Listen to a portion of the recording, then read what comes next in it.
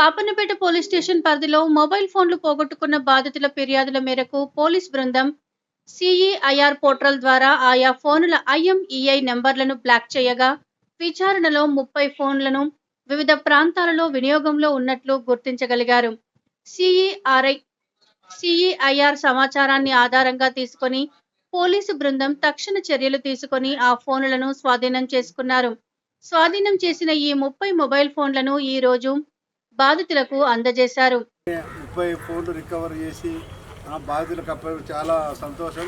ఎందుకంటే మనకు చాలా నిత్యావసరము ఫోన్ లేకపోతే రోజు ఏదో బాధ ఉంటుంది. ఇమీడియట్గా మనం ఎవరు ఏ పని చేసినా 24/7 ఎక్కువగా చిన్నపిల్లగా నుంచి పెద్దవాళ్ళ వరకు కూడా ఫోన్ మీద ఆధారపడి ఉంటారు.